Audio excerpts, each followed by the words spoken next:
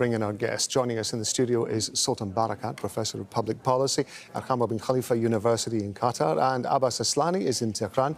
He's a Senior Research Fellow at the Center for Middle East Strategic Studies. Gentlemen, thank you very much indeed for being with us. Abbas, I'd like to start with you. We've just shown those pictures of the crowds there in Iran, in Tehran, who have been gathering for the funerals of these senior Iranian military commanders. We had originally seen the attacks being carried out by US and Israel on military targets and targets linked to the leadership in Iran. But as our correspondents have been telling us, they are now seem to be widening that to targets that are residential, that are schools, that are public infrastructure. In your assessment, how is that changing the way that Iranians are seeing this conflict? Is it moving from simply being targeted at the regime to targeted at Iran as a whole? Well, it seems that the scope of this conflict is expanding, and the other parties, meaning the US and Israel, they want to somehow socialize this war and target civilian infrastructure. The reason could be to bring instability and chaos to the country, to make the public, the average citizens, to feel the war consequences, and to make the governance the day after more difficult for the establishment. Even if this war is over, they want to make it, the establishment busy with rebuilding and reconstructing those facilities, which could take some time. And but immediately, I think what they are aspiring to see is to somehow to bring people into this and to create difficulties for them to be unhappy and somehow to provoke armed groups to add chaos to the situation.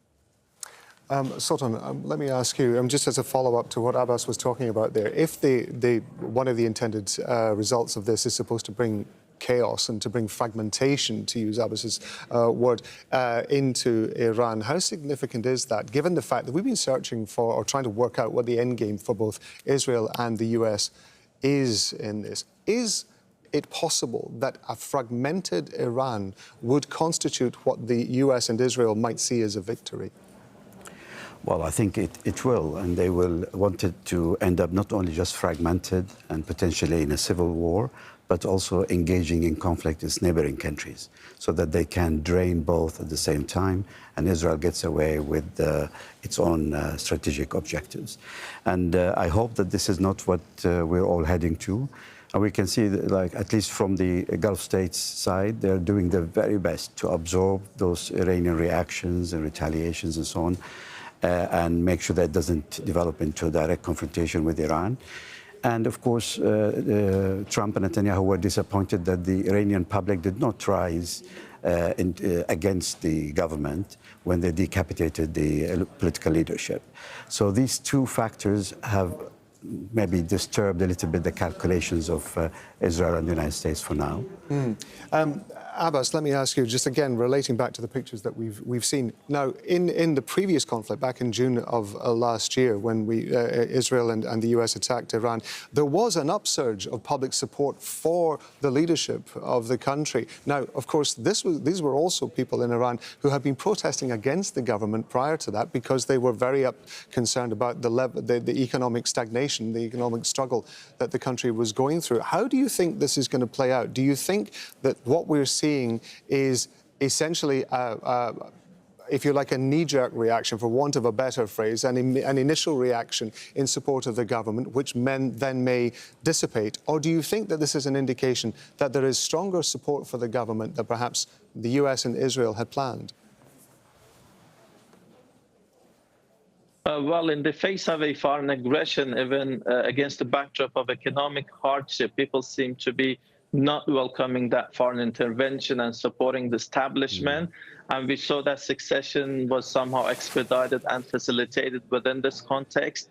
Maybe the assumption in the US and Israel was that given those recent economic protests in the country, if they attack the country, there would be public uprising against the political establishment. But that was not the case. These days, we are seeing gatherings here in Tehran and across the country in different cities, but they are not aimed at, protesting against the government, but condemning the foreign aggression and supporting the political system.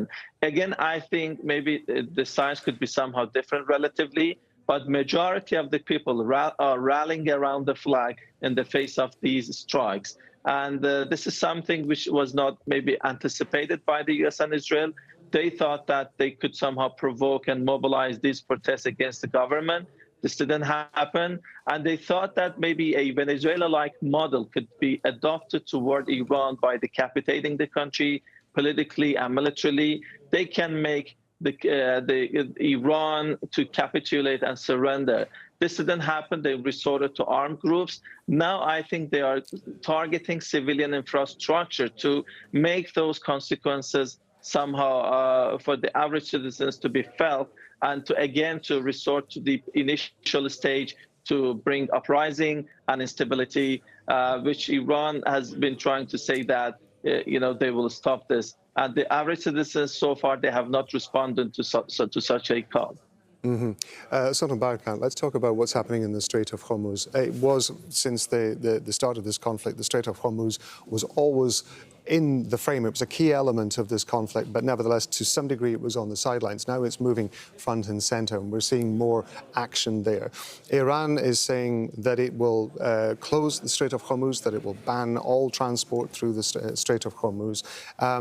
Is it better, in your estimation, that Iran uses that leverage of actually physically closing it, or is it better for it just to have the threat of closing it? Does that give it more flexibility when it comes to possibly negotiations about some way of ending this conflict? Well, I think we passed the stage of making threats at this moment, and if they are going to do something, they will probably do their very best to disrupt the shipping movement, and also to try and attack the American Navy force there. But traditionally, I mean, over the last 10 years or so, the Iranian oil itself did not really make a huge difference to the international market, because Iran was under sanctions, and they were largely selling it to the Chinese in a bartering sort of arrangement. And the real question is why the US until now has not released its strategic oil reserve from Louisiana and Texas.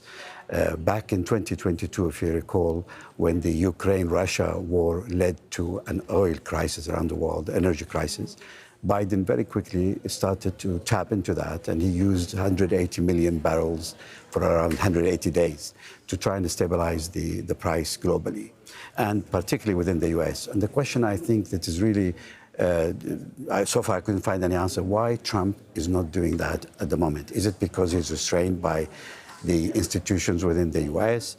Is it in his interest to actually push the gas price a little bit up, even within the American market, for something that he has in mind to do with the coming elections, with the arrangements within the United States?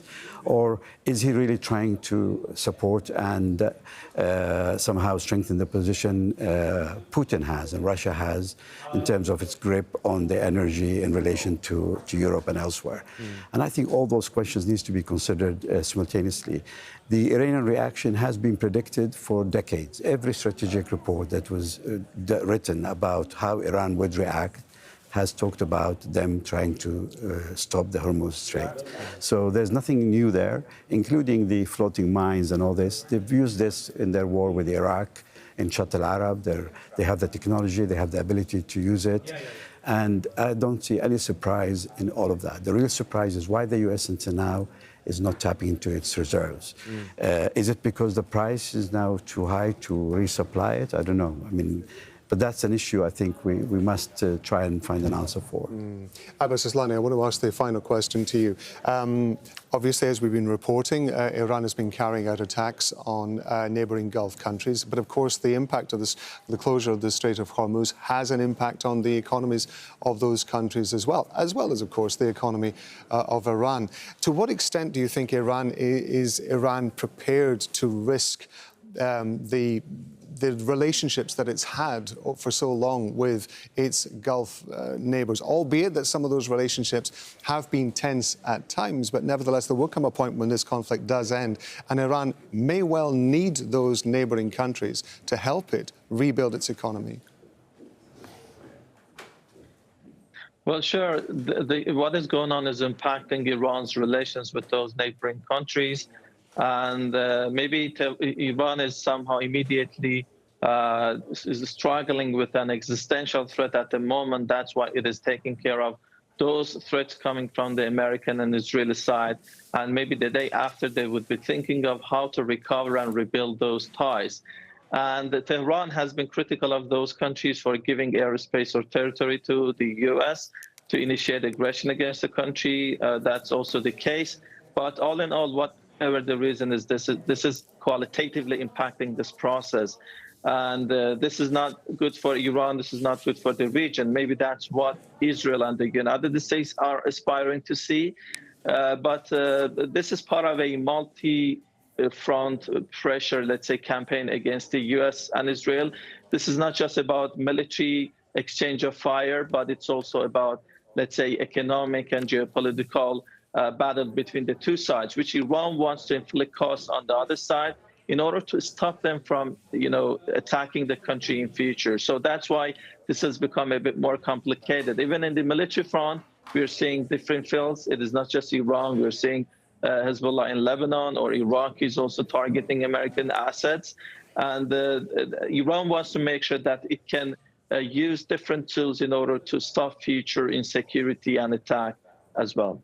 Abbas Aslani and Sultan Barakat, gentlemen, and thank you both. Thank you.